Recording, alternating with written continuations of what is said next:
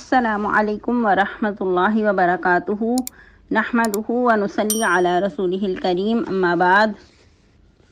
امید کرتے ہیں آپ تمام سسٹر خیر و عافیت سے ہوں گی اور ایمان کی بہترین حالت میں ہوں گی۔ اللہ رب العزت سے دعا ہے آپ کی طرف ہر بڑھنے والا شر خیر میں بدل دے، آمین آمین۔ اور امید ہے کہ آپ لوگوں نے جو لیسن ہم پڑھ چکے ہیں اس سے بہت استفادہ حاصل کیا ہوگا، کیونکہ ہمارا یہ لیسن بہت ہی اہم تھا۔ آیہ مبارکہ 54 بہت ہی زیادہ اہم تھی اور یوں لگ رہا تھا کہ شاید اس کا ہم حق ادا نہیں کر پائے۔ یہ آیہ مبارکہ ایسی عاجز کرنے والی آیہ مبارکہ تھی اور ایسی جامع آیہ مبارکہ ہے، اگرچہ چھوٹی سی ہے لیکن بہت ہی زیادہ امپورٹنٹ ہے اور بہت سارے اس میں سے ہمارے لیے لیسن نکلتے ہیں۔ دل تو مزید کر رہا تھا کہ اس پہ بات کی جائے، لیکن وقت کی قلت کی وجہ سے مزید آج لیسن نیکسٹ پڑھیں گے۔ لیکن افسوس اس بات کا کہ شاید آپ لوگوں نے اس آیہ مبارکہ کو لائٹلی لیا۔ آپ لوگوں کا جو ہوم ورک تھا اس پہ آپ لوگوں نے، کچھ بہنوں نے تو بالکل خاموشی اختیار کی، کچھ انہوں نے اپنے جو تاثرات ہیں وہ بیان نہیں کیے اور کچھ بہنوں نے بس مختصر سی بات کی۔ شاید آپ لوگوں کو بتانا نہیں آیا یا آپ لوگوں کو یاد نہیں رہا بتانا، یا آپ لوگوں کے نزدیک یہ آیہ مبارکہ امپورٹنٹ نہیں تھی۔ خیر، اللہ رب العزت آپ سب کو قرآن کو باریک بینی سے سمجھنے اور اس کی محبت عطا کرے، آمین آمین۔ تو پیاری سسٹرز، ہم لوگ سورۃ المائدہ آیہ مبارکہ 56 تک ترجمہ تفسیر پڑھ چکے تھے۔ آج کا لیسن آیہ مبارکہ 57 سے سٹارٹ کریں گے، 2 آیہ مبارکہ پڑھنے کی کوشش کریں گے۔ تو آئیے لیسن سٹارٹ کرتے ہیں۔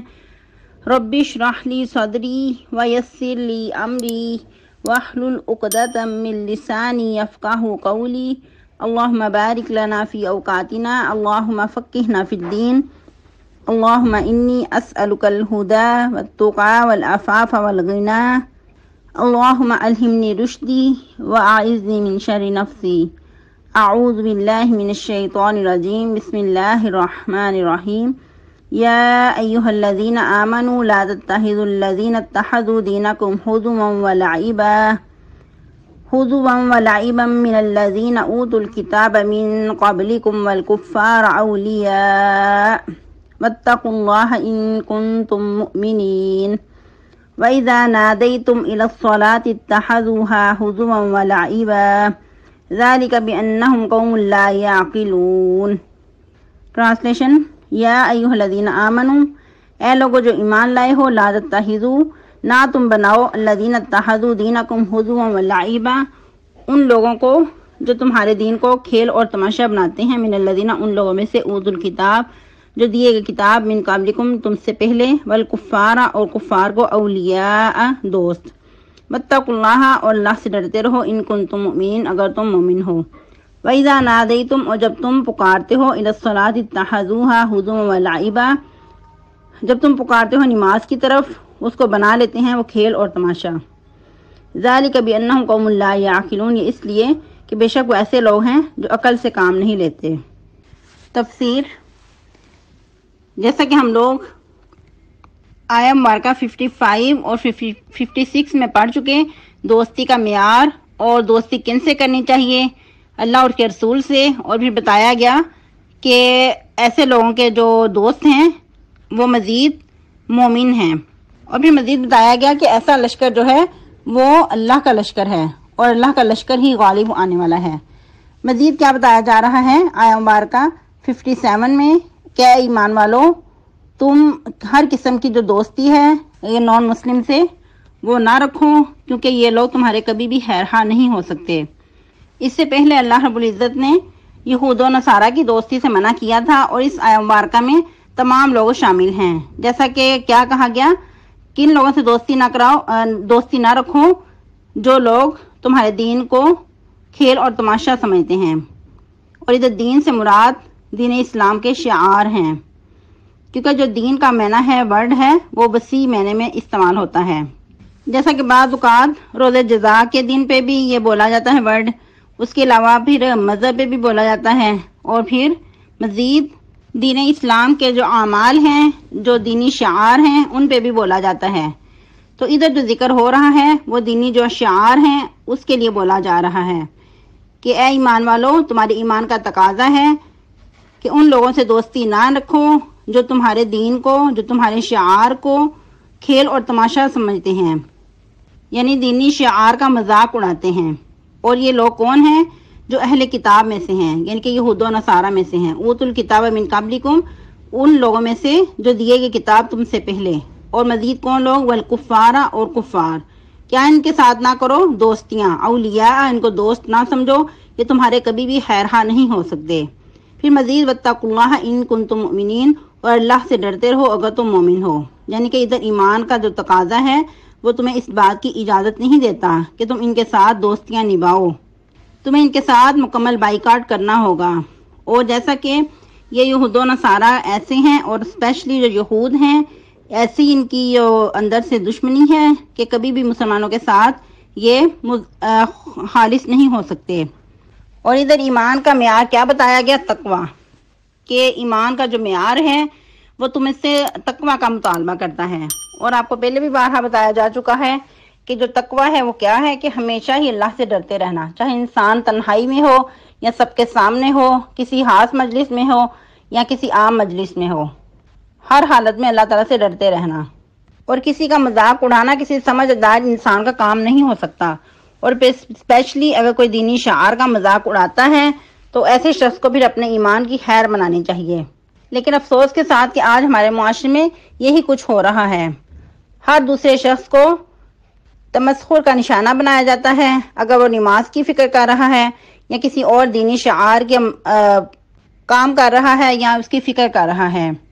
تو ایسے شخص کو کہیں دقیانوسی کہا جاتا ہے، کہیں اس کو شدت پسندی کہا جاتا ہے، کہ ایسے لوگ تو تنگ نظر ہیں یا پھر تنگ دل کے مالک ہیں یا بہت ہی سخت دل ہیں، انہوں نے تو بہت ہی سختی کی ہوئی ہے۔ حالانکہ دین میں اتنی سختی ہے نہیں، جو دین کی پابندیاں ہیں ان کو سختی کہا جاتا ہے، حالانکہ سختیاں اور پابندیاں تو ان لوگوں نے خود ہی کی ہوئی ہیں، جو کہ رسم و رواج ہیں، جو کہ اسلام سے اس کا دور دور کا بھی تعلق نہیں ہے۔ یہ خود ساختہ من گڑت جو ایجادات کی ہوئی ہیں، رسومات اپنائی ہوئی ہیں، یہ سب کیا ہیں؟ یہ خود ساختہ عمل ہیں۔ دین اسلام تو ہمارا بہت ہی سادہ دین ہے اور بہت ہی خیر خواہی میں مبنی دین ہے، اور بلا وجہ کی پابندیوں سے آزاد دین ہے۔ یہ اس طرح کی مشکلات ہم لوگوں نے خود ہی گڑھ لی ہیں۔ آج شادی بیاہ کے ہی معاملے دیکھ لیں، آج بیٹیاں کیوں بوجھ بنی ہوئی ہیں؟ کیونکہ شادی جو ہے وہ بہت ہی زیادہ مہنگی ہو چکی ہے، اور پھر ایسی شادیاں خانہ آبادیاں نہیں بلکہ خانہ بربادیاں بن جاتی ہیں۔ لیکن ہم لوگ کیا ہیں کہ ہم لوگ سمجھنے کی بجائے جو رسومات ہیں ان کے ہی پیچھے چلتے جا رہے ہیں۔ دیکھا دیکھی بس ایک نے ایک رسم کی، اس کو دیکھ کے مزید اس کے لیے توجہ کی جاتی ہے، جستجو کی جاتی ہے، مشکلات ہوتی ہیں اپنے لیے گاڑ لی جاتی ہیں۔ لیکن اس کے برعکس جو دین کی آسانیاں ہیں، جو دین کی سہولتیں ہیں، ان کا مذاق اڑایا جاتا ہے۔ تو ایسی چیزیں جو ہیں وہ ایمان کے منافی ہیں۔ ایمان ان چیزوں کی اجازت نہیں دیتا، نہ ایسی رسومات کو اپنانے کی اجازت دیتا ہے، نہ ایسی جو رسومات کو نہیں اپناتا، پابندیوں سے آزاد ہوتا ہے تو ان کا مذاق اڑایا جائے، ایسی خباثتوں کی قطعاً بھی ایمان اجازت نہیں دیتا۔ اور صحابہ کرام نے ان چیزوں کو اپنا کر ایماندار ہونے کا ثبوت پیش کیا۔ صحابہ کرام رضی اللہ تعالیٰ عنہم کو بھی بہت ساری باتیں سننا پڑتی تھیں، کبھی کسی بات کے تانے، کبھی کسی بات پہ مذاق اڑایا جانا، تو یہ سب کچھ انہوں نے سہ کر جنت کے ٹکٹ حاصل کر لیے۔ سبحان اللہ۔ تو اللہ رب العزت کیا فرما رہے ہیں؟ مزید ان کا کیا کام ہے؟ وَإِذَا نَادَيْتُمْ إِلَى الصَّلَاةِ اتَّخَذُوهَا هُزُوًا وَلَعِبًا، کہ جب تم نماز کے لیے پکارتے ہو یعنی کہ اذان دیتے ہو، اس وقت بھی کیا کرتے ہیں یہ لوگ؟ اس کو بھی کھیل اور تماشا بنا لیتے ہیں۔ ایسی چیز کو بھی جب اذان کی آواز کانوں میں پڑتی ہے، بجائے نماز کی طرف حاضر ہونے کے، لپکنے کے، اس کو کھیل اور تماشا سمجھتے ہیں، اس پہ ہنستے ہیں، آوازیں کستے ہیں۔ اور جو اذان کی پکار ہے، ایک تو یہ ہے کہ نماز کی طرف آؤ، اور دوسرا یہ ہے اس بات کا اعلان کرنا کہ اس بات کی گواہی دی جاتی ہے کہ اللہ کے سوا کوئی الہ نہیں ہے، اور محمد رسول اللہ صلی اللہ علیہ وسلم اللہ کے بندے اور اس کے رسول ہیں۔ اور یہی اعلان جو تھا اصل میں ان کفار کو، مشرکین کو، یہود و نصارہ کو ایک آنکھ نہیں باتا تھا، اور اس لیے وہ پھر اذان کا بھی مذاق اڑاتے تھے، کیونکہ مشرکین اللہ کے علاوہ کسی کو دوسرے کو الہ نہ ہونے کے قائل ہی نہیں تھے۔ وہ اللہ کو بھی مانتے تھے لیکن کہتے تھے کہ اللہ کے ساتھ اور بھی معبود ہیں۔ لیکن جو کلمہ ہے اس کا تقاضا کیا ہے کہ کہ اللہ کے سوا تمام جو معبودین باطل ہیں ان کا انکار کیا جائے، اس کی نفی کی جائے۔ اور پھر مزید وہ لوگ رسالت کا بھی اقرار نہیں کرتے تھے، رسالت کے بھی وہ منکر تھے، یعنی کہ آپ صلی اللہ علیہ وسلم کو اللہ کا آخری رسول نہیں مانتے تھے۔ اسی لیے پھر وہ اذان کا پھر انکار کرتے اور اس کا مذاق اڑاتے۔ اور یہی بات یہود و نصارہ کو بھی برداشت نہیں تھی، یہی بات ان یہود و نصارہ کے درمیان میں بھی آڑ تھی کہ وہ نبی صلی اللہ علیہ وسلم کو بھی اور اللہ کو بھی ایک ہونے کا دعویٰ نہیں کرتے تھے، یعنی کہ نبی صلی اللہ علیہ وسلم کو آخری رسول نہیں مانتے تھے۔ یہود و نصارہ اللہ کو تو ایک مانتے تھے لیکن نبی صلی اللہ علیہ وسلم کو آخری نبی ماننے کو تیار نہیں تھے۔ تو یہی بات جب ان کے کان میں بار بار سننے کو ملتی، 5 بار ظاہری بات ہے اذان کی آواز ان کے کانوں میں پڑتی، تو پھر وہ سخت اس سے ناراض ہوتے اور یہی ان کے درمیان جھگڑا رہتا، اور اسی بات پہ پھر وہ مذاق اڑاتے مومنین کا، مسلمانوں کا، کہ یہ لوگ کیا کرتے ہیں بار بار، کبھی یعنی کہ جو مؤذن کا طریقہ کار ہوتا اس کو اسی سٹائل میں بیان کرتے اور ایک دوسرے کے اوپر گرتے، لوٹ پوٹ ہوتے اور اس طرح مذاق اڑاتے۔ اور پھر مزید کچھ روایات سے یہ بھی پتہ چلتا ہے کہ مدینہ میں ایک عیسائی تھا، جب وہ اشہد ان محمد الرسول اللہ کی کلمات کو سنتا تو اس کے جواب میں کیا کہتا؟ قد حرق الکاذب، یعنی کہ جھوٹا جو ہے وہ جل کر تباہ ہوا۔ نعوذ باللہ استغفر اللہ، یہ ایسے غلط الفاظ تھے جو کہ نبی صلی اللہ علیہ وسلم کی توہین میں بولے جاتے تھے اور بددعائیہ کلمات تھے، جو کہ اصل میں اس کی جلن اور کڑن کا بولتا ثبوت تھے کہ اس کے جو دل کی جلن ہے وہ کھل کر باہر آ رہی ہے۔ پھر مزید کہا جاتا ہے کہ اللہ کا کرنا کیا ہوا، ایک دن اس کی ہی بیٹی اس کے گھر میں آگ لے کر آئی، کیونکہ اس وقت ہماری طرح سہولیات نہیں ہوا کرتی تھی، لوگ ایک دوسرے کے گھروں سے ضرورت کے لیے آگ لے جایا کرتے تھے۔ تو وہی آگ جو لے کر آئی رات کے وقت، ایک تو دیا جلانے کے لیے آگ لاتے تھے، یا ویسے اگر کوئی اور ضرورت ہے تو ایک دوسرے سے آگ ضرورت کے لیے لے لیتے تھے۔ تو کیا ہوا کہ گھر والے سو رہے تھے اور ایک جو چنگیاڑی ہے اس کے ہاتھ سے گری، اور وہی جو چنگیاڑی ہے سارے گھر کو اس نے جلا کر راکھ کر دیا۔ اس طرح جو بددعا کرنے والا تھا وہ بددعا اس کے حق میں ہی پوری ہو کر رہی، اور جو اس کا اپنا بول ہی تھا وہی پورا ہو گیا، وہی سچ ہو گیا، کیونکہ وہ کیا کہا کرتا تھا کہ جو جھوٹا ہے وہ جل جائے، تو وہ خود جھوٹا تھا تو وہ واقعی وہ جل کر راکھ ہو گیا۔ اسی آیت مبارکہ کے شان نزول میں ایک اور واقعہ بھی بیان کیا جاتا ہے کہ جب نبی صلی اللہ علیہ وسلم فتح مکہ کے بعد غزوہ حنین سے واپس آ رہے تھے تو راستے میں سیدنا بلال رضی اللہ تعالیٰ عنہ، جو کہ آپ صلی اللہ علیہ وسلم کے بہت ہی پیارے مؤذن تھے اور بہت ہی برگزیدہ تھے، اللہ کے بھی بہت پیارے تھے، تو اذان کہہ رہے تھے۔ اس وقت جب چند لوگوں نے اذان کی آواز سنی تو اس کی ہنسی اڑائی اور اس کا مذاق اڑایا، اور ویسے ہی نقل اتار کر اس کا مذاق اڑاتے رہے۔ تو اس وقت ان میں ابو محذورہ بھی شامل تھے۔ ابو محذورہ ایک صحابی تھے لیکن اس وقت وہ اسلام قبول نہیں کر پائے تھے، تو انہوں نے بھی اس وقت اس اذان کا جو مذاق اڑا رہے تھے ان میں وہ شامل تھے۔ اور ابو محذورہ بہت ہی خوبصورت آواز والے تھے، تو اس وقت نبی صلی اللہ علیہ وسلم نے ان کو اپنے پاس بلایا اور اسلام کی دعوت پیش کی، تو ابو محذورہ کے دل میں ایسی اللہ کی محبت پیدا ہوئی کہ فوراً سے انہوں نے اسلام قبول کر لیا۔ تو اس وقت بھی نبی صلی اللہ علیہ وسلم نے انہیں مکہ کا مؤذن مقرر کر دیا۔ اللہ کی قدرت کہ جو مذاق اڑانے والا تھا وہی اللہ تعالیٰ نے کیسے ان کو دین اسلام کے لیے چن لیا اور وہ مؤذن بن گیا۔ اور یاد رہے کہ مؤذن کی بہت ہی زیادہ فضیلت ہے، جیسا کہ صحیح حدیث کے مطابق کہ جو مؤذن ہوگا قیامت کے دن اس کی گردن سب سے لمبی ہوگی، یعنی کہ اس کی نشانی ہوگی کہ وہ الگ ہی نظر آئے گا، اس کو یہ امپورٹنس دی جائے گی کہ یہ اللہ کا مؤذن ہے اور یہ نماز کے لیے پکار کہا کیا کرتا تھا، یعنی کہ نماز کے لیے لوگوں کو آگاہی دیتا تھا۔ اب دیکھیں کہ ادھر 2 کیٹیگری ہیں، ایک وہ کہ جو اذان دینے والا ہے اس کی اللہ نے کیا فضیلت رکھی ہے، اور جو اذان پہ آوازیں کسنے والا ہے، مذاق اڑانے والا ہے، اس کا کتنا وبال ہے۔ اور اذان سن کر اس کا جواب دینے والا جو ہے، جب اذان کی جواب دیتا ہے اس کے بعد پھر درود شریف پڑھتا ہے اور اس کے بعد جو دعا ہے وہ پڑھتا ہے، یعنی کہ آپ صلی اللہ علیہ وسلم کے لیے وسیلہ کی دعا کرتا ہے، تو آپ صلی اللہ علیہ وسلم نے فرمایا کہ میری شفاعت اس کے لیے واجب ہو گئی۔ اور اذان کے بعد دعا کی قبولیت کا بھی وقت ہوتا ہے۔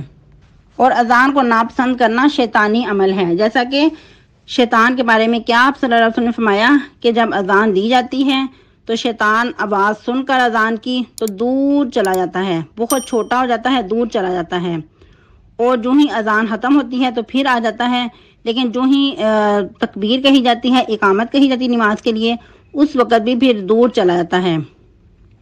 تو یاد رہے کہ جو اللہ کے شعار کا مذاق اڑانے والے ہیں، اذان بھی اللہ کے شعار میں سے ہے، اور جو نماز کا بھی یعنی کہ احترام نہیں کرتے یا پھر اذان کا احترام نہیں کرتے، تو ایسے لوگوں کے بارے میں اللہ رب العزت نے کیا فرمایا؟ ذالک بانہم قوم لا یعقلون، یہ اس لیے ہے کہ ایسے لوگ عقل سے کام ہی نہیں لیتے، چاہے ان کے پاس جتنا مرضی علم ہو، لیکن ایسے لوگ عقل سے عاری ہیں، عقل کے اندھے ہیں۔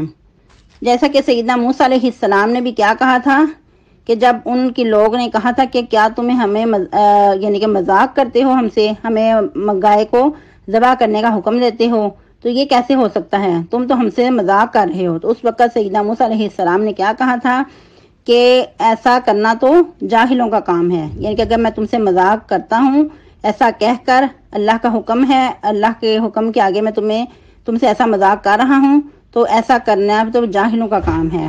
تو اس وقت انہوں نے سیدنا موسیٰ علیہ السلام نے کہا کہ میں اللہ کی پناہ مانگتا ہوں کہ میں جاہلوں میں سے ہو جاؤں۔ تو ان لوگوں کے بارے میں اللہ فرما رہی ہیں ذالک بانہم قوم لا یعقلون، یہ ایسا اس لیے کرتے ہیں کہ ان کے اندر عقل ہے ہی نہیں، ان کے اندر بالکل بھی سمجھ بوجھ ہے نہیں، اگر تھوڑی سی بھی سمجھ بوجھ ہوتی تو وہ ایسا نہ کرتے۔ ادھر ایک بہت ہی اہم بات کہ ایک عام انسان بھی اگر مذاق اڑاتا ہے تو وہ بھی بہت غلط ہے، لیکن اگر کوئی علم رکھنے والا شخص ہے تو وہ پھر بہت ہی غلط بات ہے۔ جیسا کہ ان کو کہا گیا کہ جو اہل کتاب ہیں، جو کتاب دیے گئے تھے، وہ اگر یعنی کہ دین شعار کا مذاق اڑاتے ہیں، کھیل تماشا اس کو سمجھتے ہیں، تو پھر ایسے لوگ کیا ہیں؟ وہ ایمان سے ہی خالی ہیں، ایسے لوگوں کے اندر کوئی سمجھ بوجھ ہی نہیں، وہ عقل سے ہی عاری ہیں۔ آج کے لیے اتنا ہی کافی ہے، تو آپ لوگوں نے اپنا جائزہ لینا ہے کہ ہم لوگ کہیں ایسا تو نہیں کہ دینی شعار کا مذاق اڑائیں، یا کسی کو اگر ہم دین پہ عمل کرتے ہوئے دیکھیں تو اس کے بارے میں ہنسیں۔ اگر ہم نے ہلکی سی بھی مسکراہٹ کسی کی طرف دیکھ کے کی تو گویا کہ ہم لوگ بھی دین کا مذاق اڑا رہے ہیں۔ مزید آپ لوگوں کا ہوم ورک ہوگا کہ ہمارے معاشرے میں کہاں کہاں دینی شعار کا مذاق اڑایا جاتا ہے، کم از کم آپ لوگوں نے 5 ضرور بتانے ہیں کہ جو آج کل ہمارے معاشرے میں ایک ٹرینڈ بن چکا ہے کہ دینی شعار کو دیکھ کر اس کا مذاق اڑایا جاتا ہے، چاہے وہ صرف ہنسی کی شکل میں ہی ہو یا کچھ باتیں ہی کی جائیں۔ اور اس کے علاوہ آپ لوگوں کا یہ بھی ہوم ورک ہوگا کہ جب اذان ہو تو شعوری طور پہ اذان کا جواب دینا ہے، اس کے بعد درود شریف پڑھنا ہے، اور جو اذان کی دعا ہے اللہم رب ہذہ الدعوۃ التامہ، یہ دعا پڑھنی ہے تاکہ ہمارے لیے نبی صلی اللہ علیہ وسلم کی جو شفاعت ہے وہ واجب ہو جائے۔ سبحانک اللہم ربنا وبحمدک نشہد ان لا الہ الا انت نستغفرک ونتوب الیک۔ والسلام علیکم ورحمۃ اللہ وبرکاتہ۔